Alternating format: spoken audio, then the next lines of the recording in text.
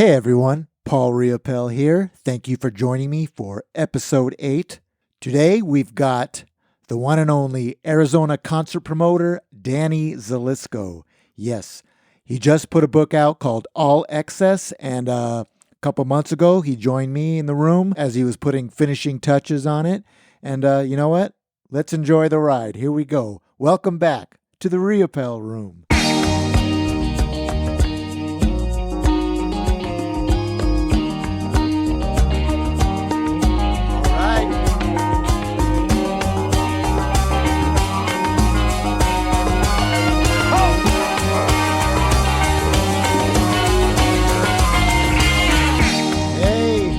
Everybody, welcome back to the Riopelle room.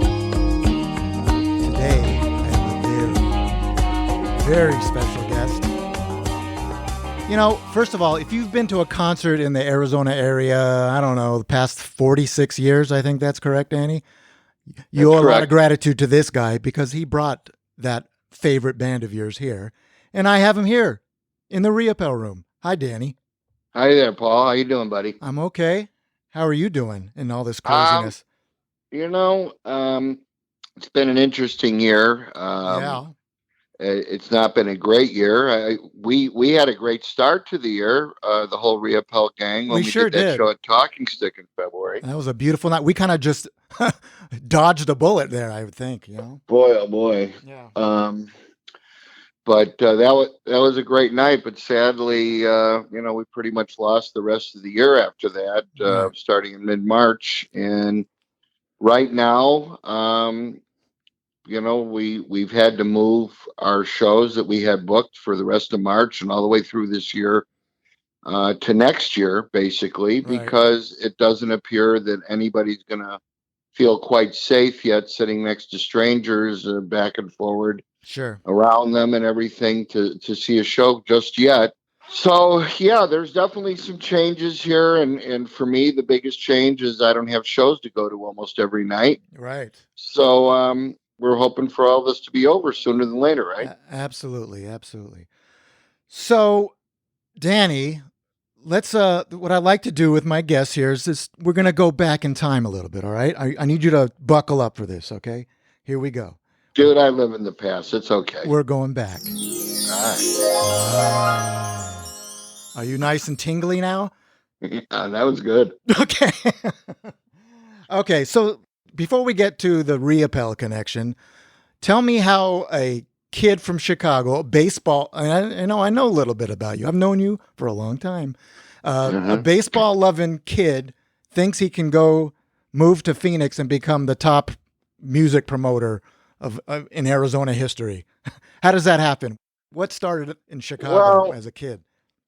I was always a very big music fan, and I'll tell you right now, I'm writing about this right now. I've been writing about it for 4 years. I have a book that's about to come out called All Excess. Very excited about that. Yes. And I write something about this, and basically I visited out here when I was a senior in high school on my spring break. So I flew to San Francisco and went down to LA, and then we drove over here, and me and my friend Alan from Chicago had some really nice acid and went up on Camelback, and that cinched it for me. There you go. Wow.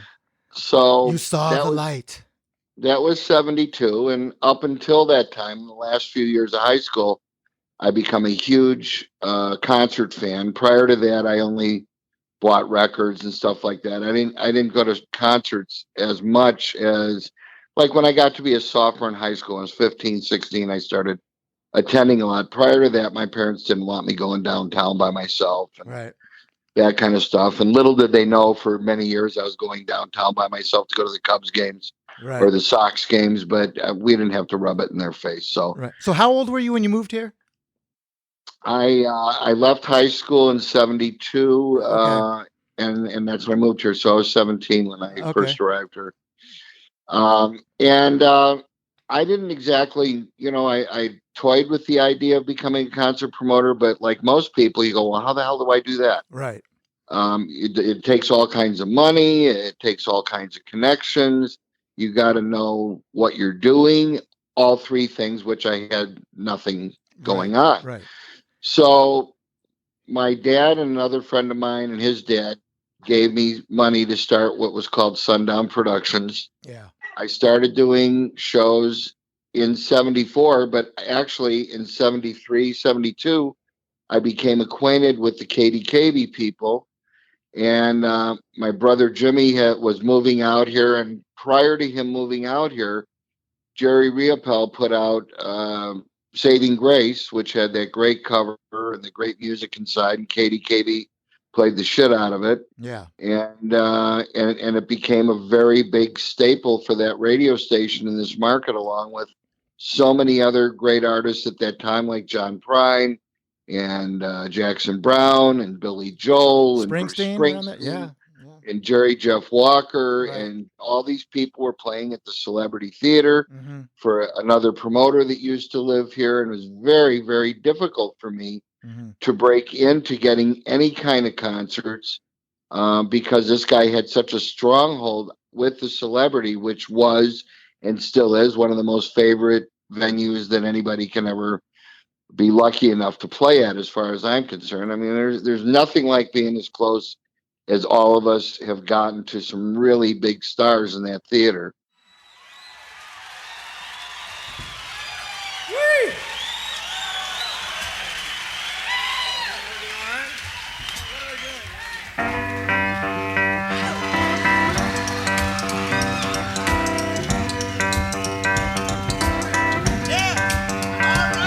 Stepping out, mama stepping out, 'cause the feels so fine.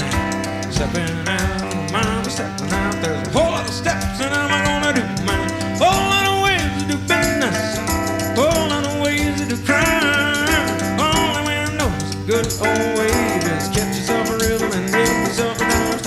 Stepping out, mama stepping out, 'cause the feels so fine, just fine. Stepping out, mama stepping out, whole lot of steps and I'm gonna do mine. Whole lot of people retreating, whole lot of people behind. Only way I know how to beat the heat as I grab my emotions and make it to the street.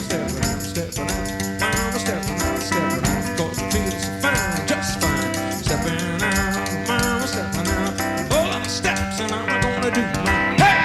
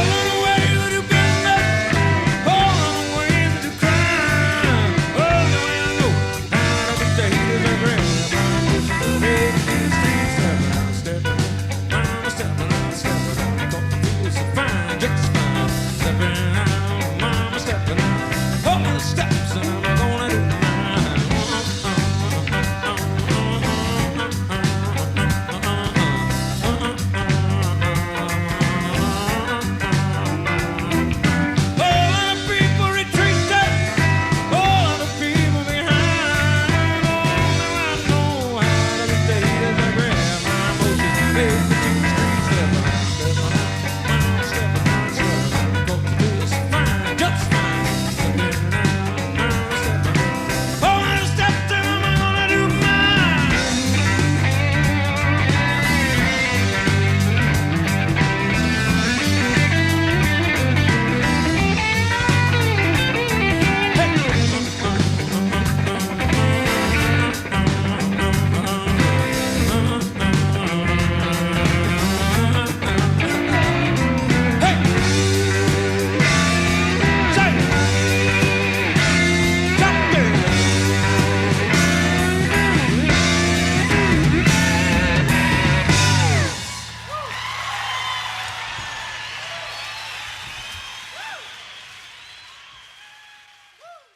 So Riopelle went to the radio station, and I called up, and they said, "Yeah, Jerry's here. This is live on the air."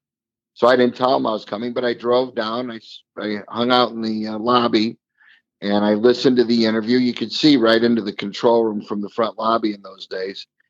And Man, I and wonder if after, anyone has that interview. That would be great. That would be so amazing to listen the to. person to ask, I think, would be either Linda Thompson or Michael Goodman. I got to write that down. Yeah. Yeah, I wouldn't know. God only knows, because years ago they threw out all of the yellow legal pads that had all the wonderful sets of music Sure. that all the jocks, they were obligated to write all the songs down and turn them in after their shift, because that's allegedly how artists were paid their ASCAP and BMI royalties. Right. Exactly. So, and the guy who worked at the station at the time fished them out of the dumpster for me and gave me a huge box full of them, Wow. which I still have them somewhere, and they're amazing. We may have to go through those one of these days just for fun. They're really fun. I think I know where they are. Cool. And it's in Compton's handwriting and Linda's and Yeah. all the people that work there. It's really interesting, super historical. Before you continue, I want to just real quick tell you my earliest memory of you. Oh yeah, I was 9. I don't know, 9 years old, right. and we lived in our little house in West Hollywood. The phone rings. My mom, Naomi, picks up the phone. Hello, and then she yells across the room, "Jerry, Cisco! Cisco's on the phone." And I remember thinking, Cisco, that's cool. Who is that? What is that name? And that's it. And of course, for those of you that don't know you well, they don't know that you used to go by Cisco all the time. Does anyone still call you that? Rarely. Can I start it up again? Whatever you want to do. Okay. Yeah. Anyway, Sure. So I just wanted to that was my earliest recollection of you calling the house to talk to Jerry about, I assume, trying to get him Something. do something. Yes. Back in those days, he was mainly working with that other promoter at the Celebrity doing shows. Right. There. But I think you did do a show.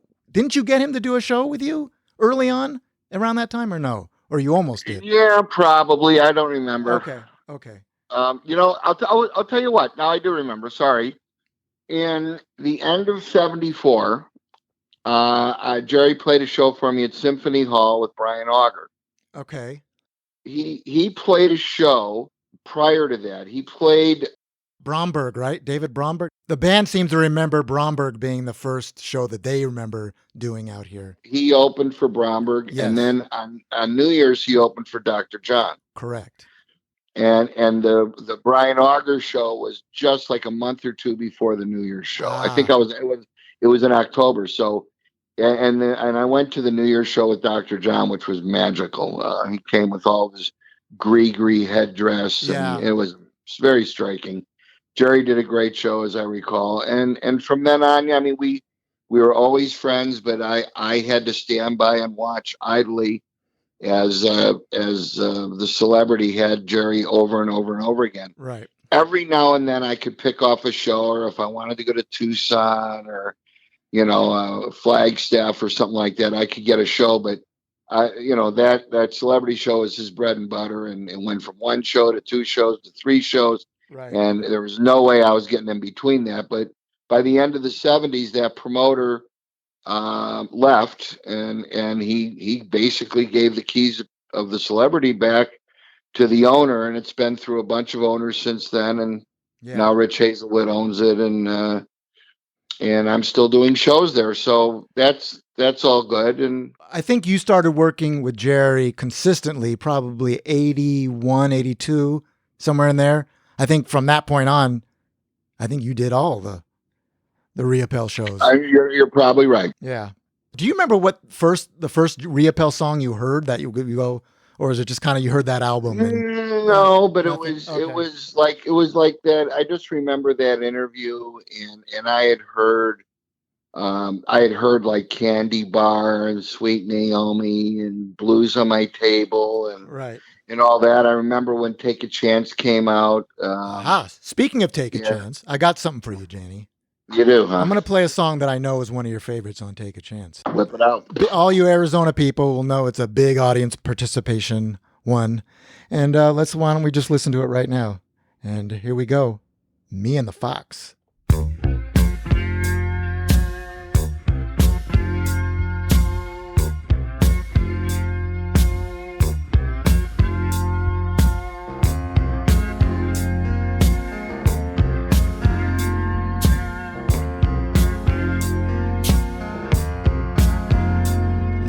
files. We're not late. Travel best alone. Travel best at night. Got an overcoat. Got a book of matches.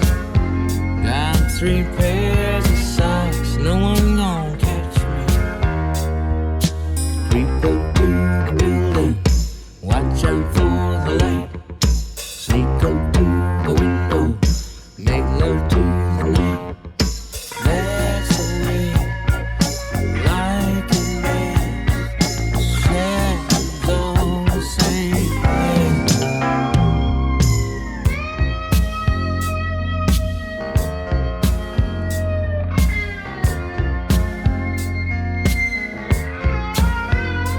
Me and the files sleep underground.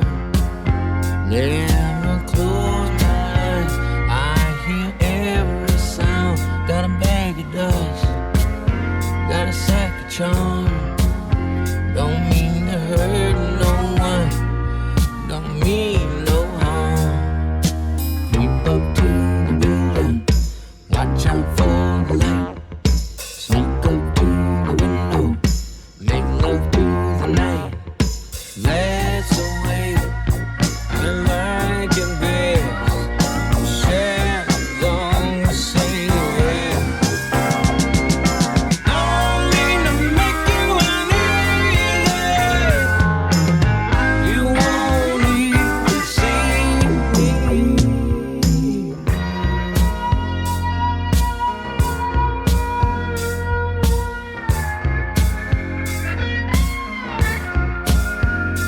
Me and the files, we're not late. Travel best alone. Travel best at night. Me and the files, we're next to kin. Well, he don't like me, and I can't stand him. Creep up to the building. Watch out for the light. Sneak up to the window. Make love to the night.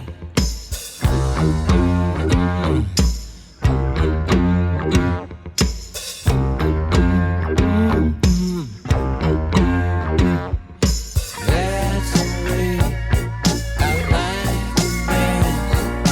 Shadows on the same way. Don't mean to make you uneasy. You won't even see me.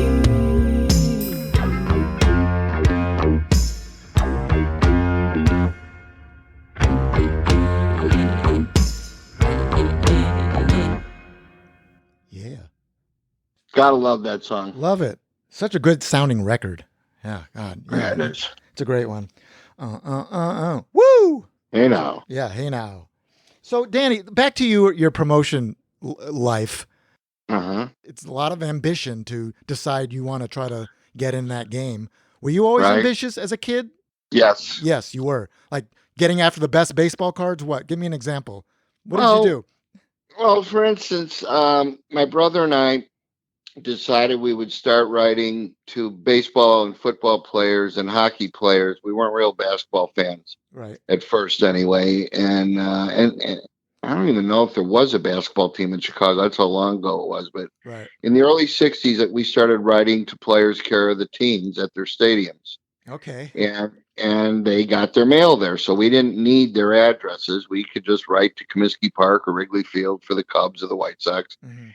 And for the most part, at that time, people would answer the request. We'd ask them for 2 autographed pictures, one for me, one for my brother, and we both wrote people, and we would tell each other who we were writing to, because we didn't really want to, have them reading different first names and the same last name, like we're being greedy. Yeah. So we agreed at the very beginning of collecting that we would get one for each other whenever we wrote to somebody, and vice versa. So that worked out generally very well.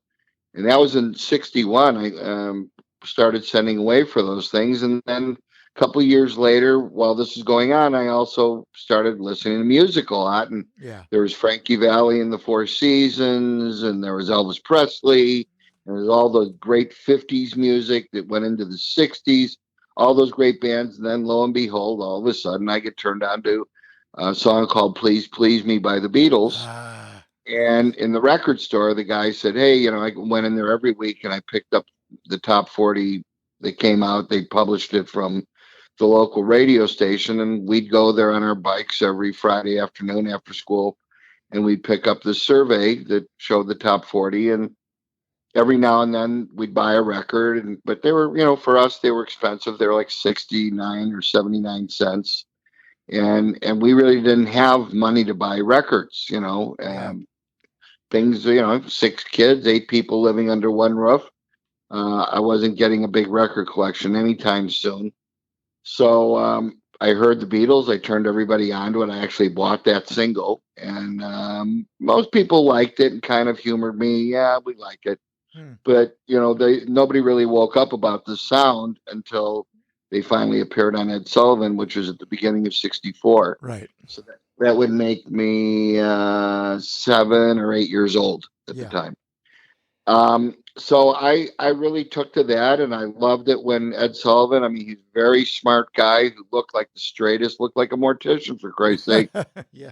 And this guy, Stone face, isn't that what they called him, or something? He was a stone face, but he was known. He was a big star in his own right as presenting this stuff. I mean, Sunday nights it was Walt Disney, Ed Sullivan, and Bonanza. I mean, that was the big night. Right. 6 o'clock till 9 o'clock. Boom, you're in bed by 9:10. Right. So I love the Beatles, and from the very beginning, and I love the fact that I heard them as a baby band before. Like, if they would have come around 10 years later or so, they would have been playing at Dooley's. Yeah. 10 or 15 years later. I mean, and by the mid to late 70s, I would have booked them at Dooley's. I got a question for you, Danny. Yeah. I mean, you've worked with everybody, all the the biggest to the smallest, and everyone in between. Who made you the most nervous who were you the most nervous about? Whether it was a big star. I mean, I know just meeting Paul McCartney would make me like my knees shake. But I'm just wondering, can you think of anyone that made you just really nervous? Like, we better do well. I better do a good job for this. Before I go to almost any show, if it's somebody that I'm not friends with and I haven't done before, I get a case of the nerves almost every time before. Okay. Like on the way down there, I'll get nervous about almost any show if it's territory that I haven't been in before. Like if it's a Riopelle show or Alice or Jackson Brown or Alan Parsons, people, John Prine, who I've done over and over and over again, and them like the back of your hand.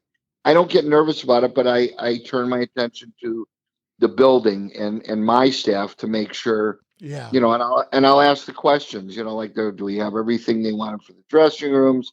Is the catering done? Are the doors going to open on time? Is everybody here? Any problems today I should know about before I get blindsided? That kind of stuff. So you never had that kind of almost starstruck feeling before a big, even way back, like 19 years old.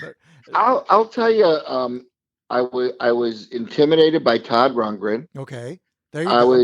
I was definitely intimidated by Brian Ferry. Springsteen was never difficult, but and I met him at the Celebrity a long time before, so he's a big deal, of course. And whenever I saw him, it's like it's great, but we kind of knew each other. He recognized me. Doing that first McCartney show, meeting him for the first time was fantastic. Hello, love. That was in 1990 when we sold out the stadium at ASU. Oh, it's beautiful when that happens, right? Unbelievable. Yeah, every ticket in the place was $30. We sold $2 million worth of tickets in 3 hours, and it was glorious. It was just fantastic, and I love going there every day to watching the show, getting set up, and all that. But not that many make me nervous. Bette Midler could get me on edge. Chuck Berry could also get me on edge. Well, I've heard about. He's got a reputation, or he had a reputation. Yeah. Well, he was Chuck Berry, and he grew up in a very weird time. I mean, imagine getting paid $10,000 a night, which is like $100,000 now, and you're not allowed to use the same bathroom or go into a dining hall, you know, Yeah, right. like Of course, the yes. people who are paying you. I mean, that makes people bitter, and not everybody was Jackie Robinson about it, Yeah, you're you right. know, You're absolutely and right. and I don't blame them either. Hmm. But you know, and not to mention the nastiness that sometimes would be associated with all that. Sure. So I was going to say, besides me, who is the biggest pain in the ass? Don't answer that. You don't have to answer it because I already know the answer. You We've do? talked privately about it. Yes. Uh, well, you know, some people just have a bad day at work, and some people truly are assholes. Yeah. Yeah. And just because they sing good or play guitar good or look good or whatever it is that anybody that gets carried away with themselves does, I'm not here to judge them. I'm here to put on a show and do it right, and not let my personal feelings get in the way, or hopefully not get my little feelings hurt when somebody snubs me by not kissing my ass because I'm this promoter that's been Yeah. here for all these years. I mean, that's not why I do shows. I do shows to make a living, Yeah. and to carry on, you know, the relationship Yeah. between an artist and the audience, and hopefully walk away with a few bucks and some fun. Yeah. So that's the whole bottom line Yeah. about doing shows. So for the most part, yeah, there's some people that are known to be difficult, and there Hmm. have been, and I'm sure on a couple of occasions, like when I've forgotten lunch for a band, you Hmm. know, or somebody that works for me does something at a show, never on purpose. Nobody goes out of their way to make things weird for anybody, but mistakes do happen, and Hmm. in our case, it's different because it's about, you know, it's about being in the order of the cog of the wheel to, you know, not interrupt, because if something goes askew when you're putting on a concert, whether it's on stage or in front of the stage or in the box office, it trickles down and it hits everybody, and it can affect everybody at a show. So that's why it's so important, you know, to be mindful of that. People think it's a big party for Hmm. me all the time at shows because they see me loose and casual having fun, but there's always something going on. There's always something that I'm thinking about, that I'm responsible for, or I'm paying somebody to be responsible for me, because I Right. can't be in all places at once. And yeah, it's a big juggling. Yeah. That's. So let's steer this back to Jerry for a minute. Do you Uh-huh. remember? Do you recall meeting Jerry for the first time and what your thoughts? Yeah, at the radio station. Okay, but more of on a personal level. Obviously, you saw the music and the business side of it. You mean because you became friends? I would say rather quickly, right? Oh, it was immediately Okay. we were in the lobby, and I walked with him out to the parking lot. I don't remember offhand who he was being driven by, a Yeah. record company rep. I Oh, don't I wasn't. know who that. Michael Burns was his name for Okay, ABC. Yes. Anyway. there you go. Yeah. Yeah, I don't remember him, but I remember there was a driver, or, you know, who wasn't like a limo driver, but a guy that was accompanying him. Um. Anyway, I remember him being very sweet to me and very cordial. I mean, you Hmm. know, I told him that I drove over to the station. I lived in Scottsdale at the time, Hmm. around Scottsdale Road and Earl, and I got there as he was finishing up. Listened to the interview all the way down there, and I go, I got to meet this guy. He's great. And I thought, this is, you know, this is what a promoter does when they like somebody. I mean, as far as I knew, there was no real history in the market of him playing for anybody else. I didn't know for sure, but that's what I knew at the time. Hmm. And I figured better to. I mean, this guy's as hot as can be, Right. and they're playing 5 songs off his new record, and went back and added all the songs from the other records, and he was definitely one of the guys who got the most airplays. I would say he was getting played anywhere between 4 and 6 times a day, Wow. which is a lot of plays Hmm. for an what's called an underground or a progressive rock station, which is Sure. what KDKB was. Yeah. They relished getting a new act that one of the DJs was hot on, and they had their weekly music meetings, and everybody would bring in stuff that they loved, and they were allowed to play on their show as long as, you know, it fit within the parameters that Bill Compton set up, and Bill's parameters were very simple. It better be great. Right. Do you know what Bill Compton wrote on that Saving Grace album? No. He wrote, and this was kind of to his staff, I guess. This is incredible music. Eat it, breathe it, absorb it. Helps you grow in 8 ways. And so that's a pretty good. I like that. Yeah. Yeah, I mean, So, Bill was something else. We were going to buy after he left KDKB. There was a dispute over whether or not he was going to be made an owning, vetted partner in the station, and obviously he deserved it because it was the number one radio station. I've never seen a radio station more dominant in a market than this radio station. 24 hours a day. mhm. Every car in town had a bumper sticker. KDK. And right. and there wasn't as many people here, so the percentage of freaks and music people and young people here in the 70s is why there's so many old people here like me now. We've been here Mhm. all this time, and once you get the bite of living in Phoenix and being in this beautiful area, yes, even when it's 110 out, you stick around, or else you go out there and you look for somewhere better. I still haven't found a better place to live, and Jerry himself even moved over here. So anyway, yeah, that was my meeting with him was definitely great. I remember we traded phone numbers right there. Mhm. I was thrilled to get his, and he lived in LA at the time. Yes. And hence my memory of Cisco's on the phone. Uh-huh. There you go. And we had many a late night phone call. Jerry was because he was pretty much a very late sleeper like me. He went to bed late, he got up late, and I go to bed late and have to get up early too many times. But Before I forget, I must say that I'm sorry to interrupt, but I got to get this in. That when the radio airplay kind of faded away, I just want to say you, Danny, are very responsible for helping keep the Riopelle fire burning and just keeping him around, alive in the fans' hearts. yeah, And just by continuing to book the shows. I mean, he wasn't getting airplay like he did in 70s and 80s. So and it was really a mind blower for me that people like Cool Radio or the Mountain or KSLX, mhm. in the later, I don't know, in the last 20 years would not touch his music.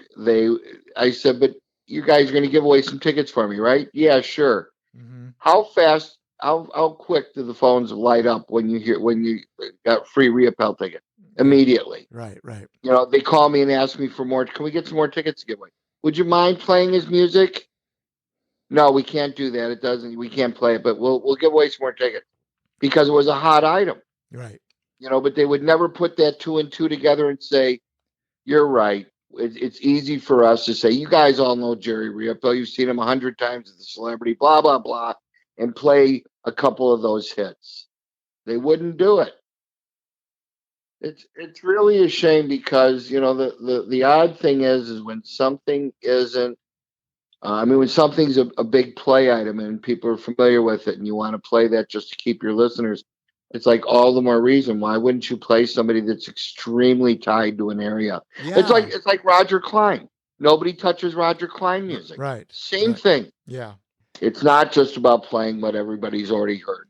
Play stuff that people like and they latch onto, and put stuff that's just very similar to that vibe wise, and break new music, and you'll have more stars But and more DJs don't get people. to choose anymore. They don't. They're No, like no, everything is programmed by some guy in another state, right? That owns the well, station. in a lot of cases, it's programmed by people that work right there in the same building. But Okay. look, they have jobs to do, Mhm. and they're hired to do certain jobs. They're not there to break format. They're not there to break the rules.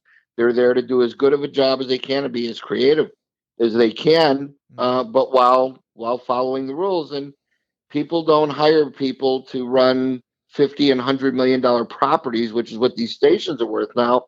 Mhm. And do what they want with it. They do what they're told, or they'll find somebody who will. And sadly, that's the way it works. It doesn't make anybody bad people. It just makes them like they're the people that have their hands on the steering wheel and won't drive the car the way you want them to. Right. Well, they don't. And They may I've want to got play this. something, but they don't want to lose their job too. No, of course not. I mean, I can't tell you how many times I mean, I used to get people interviews on radio stations, even when they didn't play their music, but their audience was there And we'd be there, and then the artist would say, "Well, let's play something for my new record." And they go, "Well, I listened to you at home, but I can't play it here." And it's the stupidest sounding remark you can ever hear from somebody who's got their hand on a turntable or on a CD player or whatever, and they're not allowed to play the music of somebody they're talking to right there in front of them. It's really insane. But don't get me started on that. I'm not. I want too late. Now, Oops. so let's go back to some music. Let's play some Jerry Riopelle music. You love this song. This is kind of, I would say, quintessential Jerry Riopelle. The sound, the band, the fun, playful, sexy lyrics. It's about a stripper. Do you know what song this is, Danny? Would be Candy Bar. That's right. Let's take a listen. Okay, here we Got go. it. Candy Bar. 2, 3.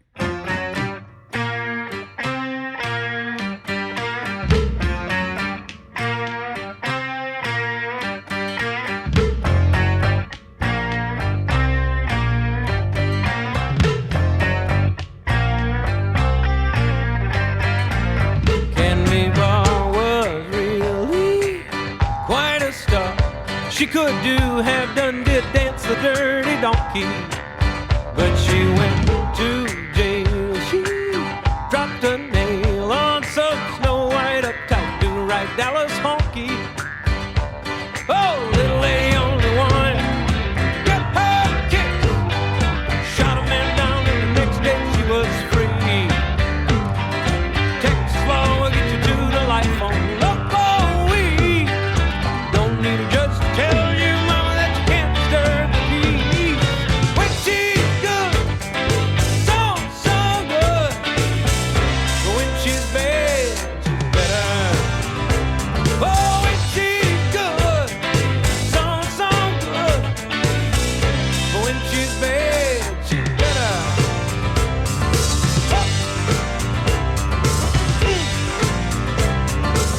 Candy Bar was really quite a star. She could backdrop non-stop, bebop the silver dollar. Put your money down, she will turn you round. She can make, shake, fake, break, take you till you holler.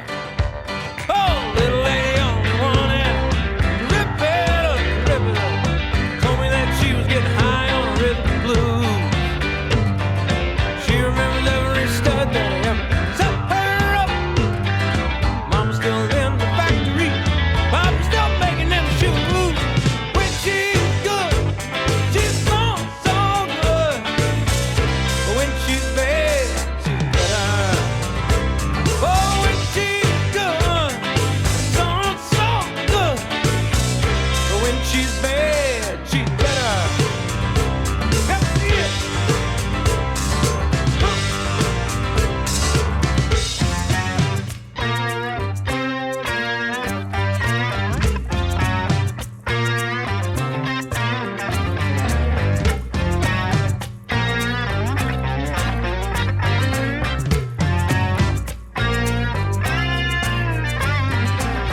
Candy Bar was really quite a star.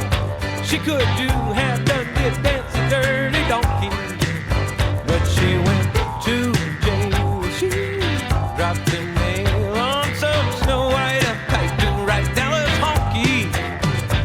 Oh, little lady only wanted to get her kick. Shot a man down and the next day she was free. Texas law get you to the life on local weed. You don't need a judge to tell you, mama, that you can't disturb the peace. When she's good, so good. When she's bad, she's better. Oh, when she's good, she's so good. But when she's bad, she's better. That's it. Oh, when she's bad, she's better. When she's bad, honey. Oh, when she's bad, she's better. That's it.